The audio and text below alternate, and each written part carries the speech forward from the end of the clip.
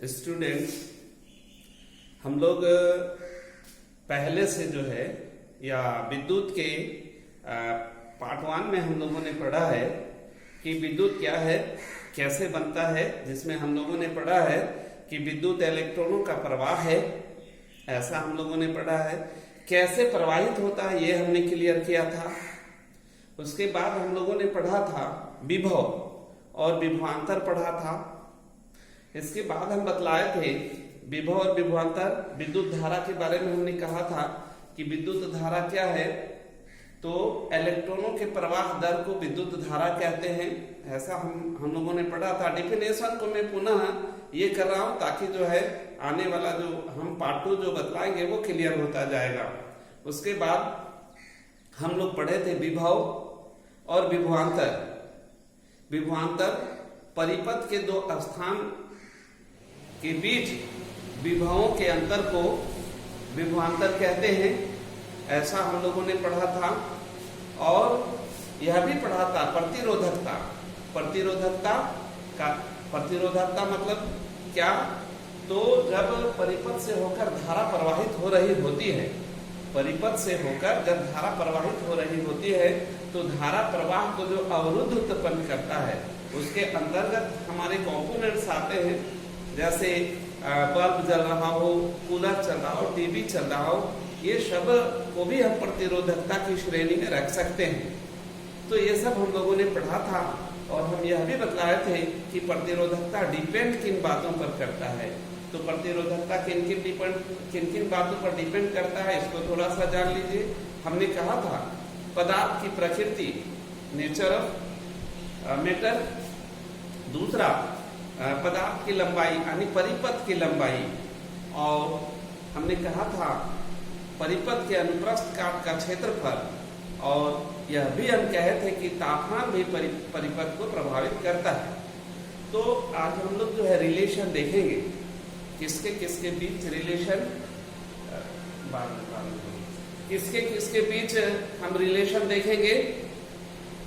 तो धारा विभव और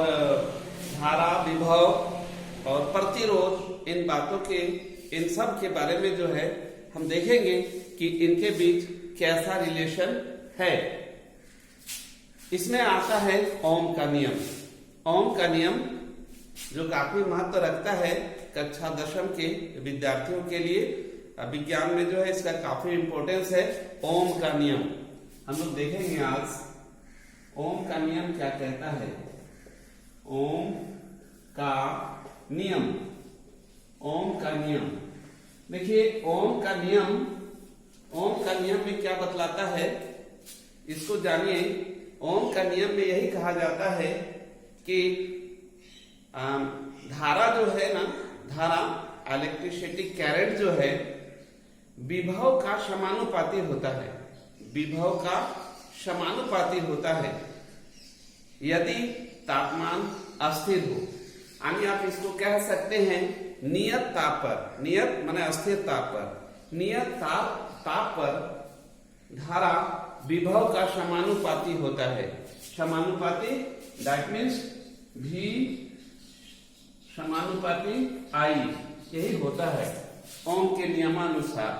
ओम क्या कहते हैं कि नियत ताप पर विभव जो होता है, विभव और धारा का जो रिलेशन है वो है क्या,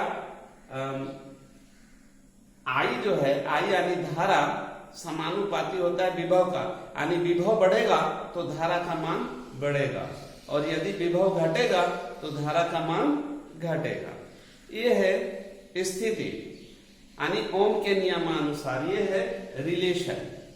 ठीक है, अब इस रिलेशन को हम आगे बढ़ाए। यदि हम एक नियतांक लेते हैं, नियतांक या स्थिरांक, नियतांक या स्थिरांक का क्या मतलब हुआ, वह अंक जो अस्थिर रहता है। तो कौन सा अंक अस्थिर रहेगा, तो देखिए यदि हम विद्युत पढ़ रहे हैं तो उसमें परिपथ होगा, परिपथ का जो बना हुआ पदार्थ होगा, परिपथ एक ही मटेरियल से बना हुआ होगा। मान लिया जाए अगर हम तांबे का तार यूज किए हैं तो उसका जो प्रतिरोधकता होगा वो घटेगा बढ़ेगा नहीं, कांस्टेंट होगा। इसलिए यदि स्थिरांक हम या नियतांक r लेते हैं, यदि स्थिरांक या नियतांक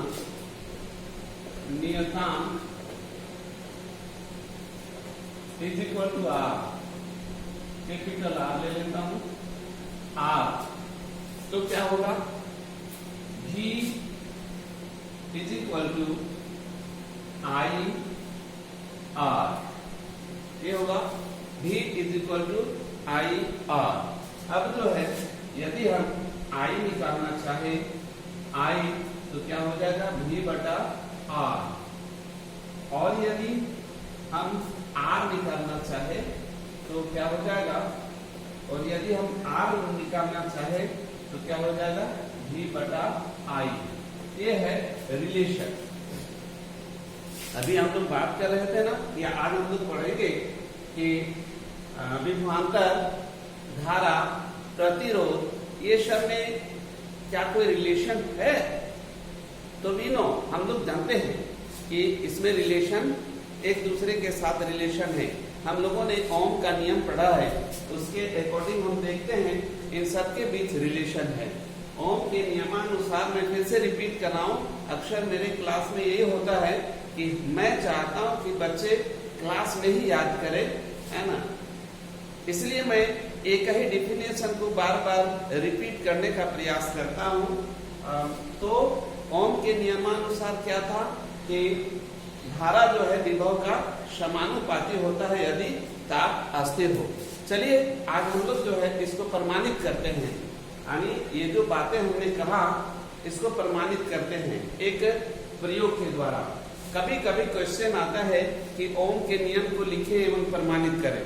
ओम का नियम तो आप याद कर लिए होंगे, इतने देर में रिपीट किया हूं, ओम का नियम आपको याद होगा, मैं उसे प्रमाणित भी करने का प्रयास करता हूं। तो स्टूडेंट्स चलिए देखते हैं, इसके लिए सबसे पहले प्रमाणित करने के लिए सबसे पहले एक परिपथ बनाते हैं। परिपथ आप समझते हैं, कंप्लीट परिपथ किसको कहा जाता है। तो यदि कंप्लीट परिपथ कौन होगा, तो जब धारा का प्रवाह कंप्लीट हो रहा होगा और उसमें युक्ति भी जुड़ा हुआ होगा। सपोज करिए यहाँ दो युक्तियां मैं जोड़ दिया हूं, क्योंकि बीच में हम युक्ति को चेंज नहीं कर सकते हैं, और बैटरी की संख्या हम बारी बारी से लेंगे। फिलहाल जो है हम यहाँ पर दिखा रहे हैं, ये प्लस है और ये माइनस। एक परिपथ लेते हैं, परिपथ में स्विच भी हो सकता है, बैटरी है, और ये कंपोनेंट या यूं कहिए कि डिवाइस है हमारे, प्रतिरोधक जो है प्रतिरोधकता कंप्लीट कराने वाले डिवाइस हैं, उपकरण हैं। अब इस प्रयोग में क्या करते हैं, श्रेणी क्रम में एक ए मीटर जोड़ देते हैं। ए मीटर आपको पता है, ए मीटर क्या है, धारा मापने वाला यंत्र है ए मीटर, उसको श्रेणी क्रम में जोड़ा जाता है। श्रेणी क्रम का तात्पर्य क्या हुआ, ए मीटर के एक ओर से तार जो है कनेक्ट होता है और उसके दूसरे ओर से जो है धारा का प्रवाह आगे बढ़ता है, बीच में जो है एमीटर होता है। और वोल्ट मीटर को हम श्रेणी क्रम में, समांतर क्रम में जोड़ते हैं। समांतर क्रम का मतलब क्या हुआ, समांतर क्रम का मतलब हुआ कि एक छोर को धन ध्रुव से और एक को ऋण ध्रुव से जोड़ते हैं। तो वोल्ट मीटर जो बन रहा है, वोल्ट मीटर जो होगा, वोल्ट मीटर में क्या होगा कि उसको श्रेणी क्रम में जोड़ा, समांतर क्रम में जोड़ा जाता है, और ए मीटर को श्रेणी क्रम में जोड़ा जाता है। तो श्रेणी क्रम में जोड़ने का मतलब है कि एक ओर से करंट इन कराया गया, दूसरे ओर से आउट कराया गया, श्रेणी क्रम हो गया। और समांतर क्रम में एक बार धन ध्रुव तरफ से एक को, एक साइड से ऋण ध्रुव की ओर से जोड़कर जो है वोल्ट मीटर को रखते हैं। अब हम लोग इस प्रयोग में क्या करते हैं, यदि एक बैटरी का हम यूज करते हैं, एक बैटरी को पहले संयोजित करते हैं, तो जनरली जो है एक बैटरी जो है 1.5 वोल्ट शो करता है, 1.5 वोल्ट। यदि उस समय एमीटर यदि 5 एम्पियर शो कर रहा है, सपोज करिए कि जब हम एक बैटरी का उपयोग कर रहे हैं उस समय वोल्ट मीटर 1.5 वोल्ट शो कर रहा है, तो और यदि एमीटर 5 एम्पियर शो कर रहा है, तो आप देखेंगे जब आप यह दूसरे बैटरी का यूज करते हैं तो आप यहाँ देखेंगे जैसे दूसरे बैटरी का यूज किए वोल्ट मीटर जो है 3 वोल्ट शो करने लगेगा। यदि 1.5 वोल्ट का 1.5 वोल्ट वाली बैटरी हो तो क्या होगा, एक बैटरी जोड़े थे तो वोल्ट मीटर शो कर रहा था 1.5 वोल्ट, दूसरे बैटरी को जोड़ने से कितना शो करेगा, 3 वोल्ट। और जब यहाँ दूसरा बैटरी आप जोड़ रहे हैं आप देखेंगे एमीटर भी जो है धारा क्या शो करने लगेगा, 5 एम्पियर था तो अब 10 एम्पियर शो करने लगा। और इसी प्रकार इसी क्रम में यदि हम और एक बैटरी जोड़ देते हैं तो यहाँ वोल्ट शो होगा 4.5 वोल्ट, तो आप देखेंगे धारा जो है 15 एम्पियर हो जाएगा। यानी यदि बैटरी डबल होता है तो आप देखेंगे धारा भी डबल, और यदि ट्रिपल यानी 3 गुना होता है विभव तो आप देखेंगे एमीटर भी शो करेगा 3 गुना। यदि हम इसको एक ग्राफ में प्रदर्शित करते हैं, ये जो अभी हम लोगों ने प्रयोग के क्रम में जो आंकड़े प्राप्त किए, इन आंकड़ों को यदि हम एक ग्राफ में शो करते हैं तो ग्राफ कैसा होगा उसको आप देखिए। ये ग्राफ होगा, देखिए ये एक्स अक्ष है और ये वाई अक्ष, 2 एक्सेस हम लिए, मान लिया जाए एक में हम विभव यानी वोल्ट, दूसरे में धारा हम लेते हैं तो 1.5, उसके बाद 3.0, उसके बाद 4.5, उसके बाद यदि बढ़ेंगे तो 6.0।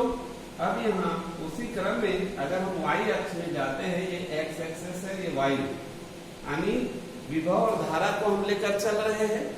अगर विभव को हम किस में ले रहे हैं, x एक्सेस में, और इसको धारा को y एक्सेस में, y अक्ष में, तो यदि हम इसको भी शो करते हैं 5, यहाँ आ गया 10, 15, 20, यदि हम ग्राफ में इसको शो करते हैं तो आप देखेंगे ग्राफ कैसा बनता है, एक चढ़ती हुई ढाल, ये जो है एक चढ़ती हुई ढाल प्रदर्शित करता है। यदि ओम के नियमानुसार यदि हम इस प्रयोग के द्वारा जो प्राप्त आंकड़े हैं उसको यदि हम ग्राफ में शो करते हैं तो क्या दिखलाता है, यह एक चढ़ती हुई ढाल देता है जो यह प्रमाणित कर ओम के नियम को सत्यापित करता है, यानी V समानुपाती I। क्या शो करता है, V समानुपाती I। अब V समानुपाती I से आप बाकी तो देख ही चुके हैं कि V समानुपाती जो बना उसके आधार पर हम लोग पहले ही देख चुके हैं, रिलेशन बना चुके हैं कि कैसे कैसे स्थिरांक लेने के बाद क्या क्या बनता है। तो आप कह सकते हैं, यह जब क्वेश्चन हमारा रहेगा कि ओम के नियम को लिखें एवं प्रमाणित करें, तो ओम के नियम को पहले लिख देंगे जो हम लोग डेफिनेशन पहले पढ़ चुके हैं, है ना, और उसके बाद प्रमाणित करें में यह एक्टिविटी शो करेंगे, ग्राफ शो करेंगे, आपका आंसर कंप्लीट होगा। तो ओम का नियम में रिलेशन आपने जाना। अब आगे हम जो है इसके संयोजन के बारे में थोड़ा पढ़ते हैं। विद्युत में प्रतिरोधों का संयोजन कैसे होता है, इस पर हम लोग चर्चा करेंगे।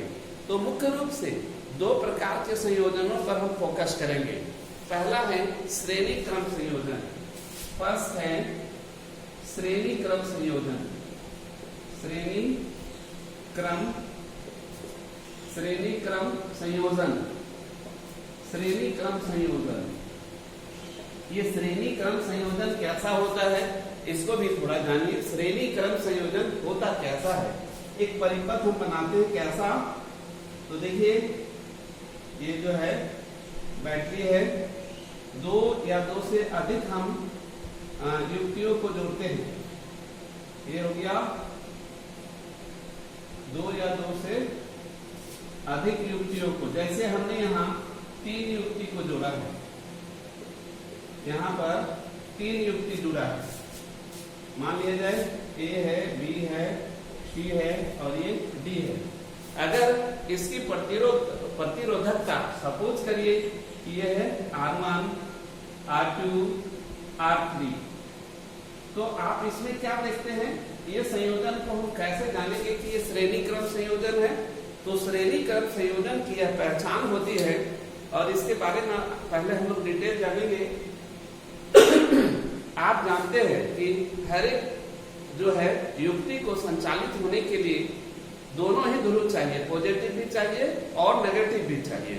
तो आप देख रहे हैं ये जो जुड़ाव है या यह जो संयोजन है इसमें तो धन मिल रहा है, पॉजिटिव ये जो है आ रहा है, धन आ रहा है, लेकिन ये जो माइनस वाला पोर्शन है कैसे आएगा, तो R3 को पार करेगा, R2 को पार करेगा, तब जाके R1 को मिलेगा। इसमें प्लस डायरेक्ट मिल रहा है और माइनस के लिए इन दो युक्तियों को पार होकर गुजरकर आता है, फिर भी यह संचालित होगा। बीच वाला जो R2 की मैं बात कर रहा हूं, इसमें जो है R1 को पार करके धन ध्रुव मिलता है इसको, और R3 को पार करके ऋण ध्रुव, और R3 को क्या है डायरेक्ट, इधर से तो ऋण डायरेक्ट मिल रहा है, बट प्लस कैसे मिलता है, R1 और R2 को क्रॉस करने के बाद। तो इस तरह के संयोजन को जो है हम लोग श्रेणी क्रम संयोजन कहते हैं।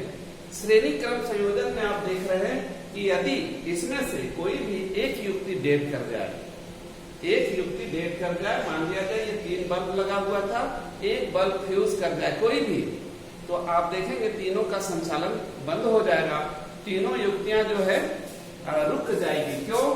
अभी अभी आपने देखा ना, इसको कैसे, इसको डायरेक्ट प्लस तो मिल रहा था, R1 को डायरेक्ट प्लस मिल रहा था, बट माइनस आने के लिए R3 और R2 को गुजर कर आना पड़ता था, और बीच में से परिपथ टूट गया तो क्या होगा, इसको प्लस तो मिल रहा है लेकिन माइनस नहीं, और इस जो तीसरा है R3 है, इसको माइनस तो मिल रहा है लेकिन प्लस नहीं, यानी बीच में परिपथ टूट जाने से अगर श्रेणी क्रम में संयोजित जितनी भी युक्तियां हैं वो सभी बंद हो जाएंगी।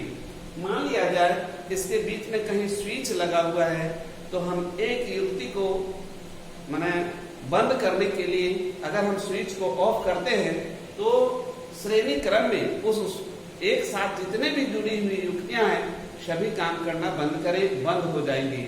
तो यह है श्रेणी क्रम संयोजन। ठीक है, अब दूसरा जो संयोजन है, अभी जो है श्रेणी क्रम संयोजन में कुल प्रतिरोध होता कितना है इसकी भी हम लोग चर्चा कर लें। कुल प्रतिरोध 1 2 3 4 1 2 3, यहाँ पर जो बोर्ड पे आपको दिख रहा है 3 प्रतिरोध है, तो कुल प्रतिरोध को कैसे निकालते हैं, ये सीधे जुड़ता है। हालांकि इसको हम लोग बाद में प्रूव भी करेंगे, फिलहाल हम लोग जाने कि कुल प्रतिरोध श्रेणी क्रम में कुल प्रतिरोध क्या होता है। कुल प्रतिरोध मान लीजिए R लेते हैं तो इज इक्वल टू होता है R1 plus R2 plus R3 plus dot dot dot plus Rn। That means Rn मतलब जितनी भी होगी, जितने भी प्रतिरोध होंगे सभी को जोड़ देंगे, वही इसका कुल प्रतिरोध होगा। हम लोग आगे चलते हैं। अगला जो है वह है समांतर क्रम। समांतर क्रम संयोजन, जिसको पार्श्व क्रम संयोजन भी कहते हैं। समांतर क्रम संयोजन को पार्श्व क्रम संयोजन भी कहते हैं। दूसरा जो है समांतर क्रम संयोजन, समांतर क्रम संयोजन। अब ये कैसा होता है, पहले संयोजन को समझिए, फिर आगे हम लोग जो होगा हम लोग करेंगे। इसमें क्या होता है, परिपथ ऐसे बनता है, इसको भी जो है मान लीजिए इसमें भी तीन जो है युक्तियों को जोड़ते हैं। जैसे उसमें R1 R2 R3 था, इसमें भी हम 3 युक्ति को जोड़ेंगे, लेकिन जुड़ाव कैसे होगा, कनेक्शन कैसे होगा उसको आप देखेंगे। ये हो गया एक R1, बीच में R2, तीसरा है R3, मान लीजिए A है B है, ये है R1 R2 R3। अब देखिए इसका जो कनेक्शन है उससे आप समझ सकते हैं कि समांतर क्रम संयोजन या पार्श्व क्रम संयोजन क्या है। इस संयोजन का क्या खासियत है इसको जानिए, इसके बारे में डिटेल जानिए तो बेहतर है। तो इसमें क्या है कि यहाँ जो धन है और यहाँ ऋण है। अब आप देखिए प्रत्येक प्रतिरोध यानी प्रत्येक युक्ति यानी इलेक्ट्रॉनिक हर एक डिवाइस जो है प्लस और माइनस से जुड़ा हुआ है। हर एक डिवाइस जो है प्लस और माइनस से जुड़ा हुआ है। यानी यदि एक कट जाए, एक क्षतिग्रस्त हो जाए, एक काम करना बंद कर दे तो बाकी के साथ कोई फर्क नहीं पड़ेगा, उनको धारा मिलता रहेगा, यानी हमारा परिपथ कंप्लीट ही रहेगा। अगर एक बल्ब फ्यूज हो जाए, चाहे एक के लिए जो स्विच बना उसको ऑफ कर दिया जाए तो बाकी युक्तियां चलती रहेंगी। अब ये हो गया पार्श्व क्रम संयोजन या समांतर क्रम संयोजन। इसमें जो है कुल प्रतिरोध का व्यंजक क्या होता है 1/R, यानी कुल प्रतिरोध तो इसमें होता है 1/R1 plus 1/R2 plus 1/R3 plus plus 1/Rn। ये तो है प्रतिरोध जो है दो प्रकार के मुख्य रूप से है। इसके बाद एक तीसरा स्वतः ही हो जाएगा, वो क्या होगा मिश्रित। कहीं पर श्रेणी क्रम जुड़ा है तो कहीं पर समांतर क्रम जुड़ा है, तो वो जो परिपथ बनेगा वो होगा क्या मिश्रित। लेकिन मिश्रित को हम लोग जाने या यूं कहिए कि उससे पहले यहाँ जो हम दो व्यंजक लिखे थे, श्रेणी क्रम में समतुल्य प्रतिरोध के लिए व्यंजक और समांतर क्रम या पार्श्व क्रम में कुल प्रतिरोध के लिए जो व्यंजक निकाले हैं दिए हैं, इसको हम लोग प्रमाणित करेंगे। चलिए अभी यहाँ पर समांतर क्रम का जो पोर्शन रखा हुआ है इसलिए हम इसी पर बात करते हैं। ओम के नियमानुसार देखिए